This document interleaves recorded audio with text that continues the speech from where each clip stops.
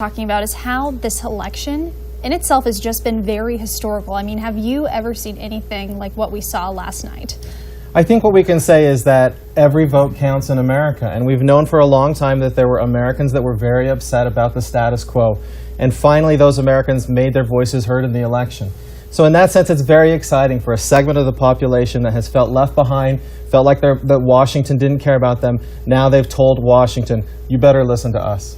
And many polls, I should say, throughout the entire campaign had Donald Trump losing just by a little bit, but Hillary was winning, and he kept saying the whole time, don't believe the polls, don't believe the polls, we're winning. So were you kind of surprised when you woke up this morning and saw that he pulled it off, and in a big way? Not only was I surprised, everybody on the national television was, all of the experts were surprised. I shouldn't say all of the experts. There were some that predicted a Trump victory.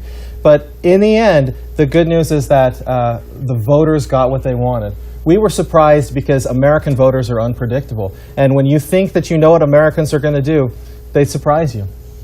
Man, I mean, it's just kind of incredible. I think there's a lot of emotions on both sides of the aisle, and there really has been this entire campaign as well. And so what do you attribute? I mean, I haven't really seen this much anger in an election. I don't think ever, and I'm young though. But I mean, have you observed kind of this? So anger in an election is not new. And in fact, recent studies have shown that partisanship is a lot like rooting for a sports team. And Republicans want to see the Republicans win, and Democrats want to see the Democrats win. And if you think about like maybe a football analogy, you might not have the best quarterback, you might not have the best team on your team at the moment, but you're going to cheer for your team whether they win or whether they lose. And that's often what you see in politics. This is why it often feels so emotional. Great.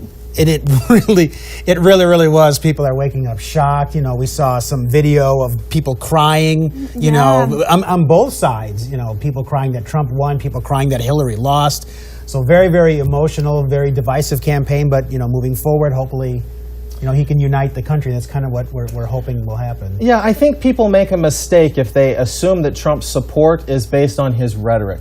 Oftentimes people listen to Donald Trump and they would say his supporters must agree with everything he says. And that's just not the case. If you look at the election, there were people all across the Republican Party that supported Trump. And it wasn't because of his rhetoric, but it was because they believe that Trump can make the changes they want in the country.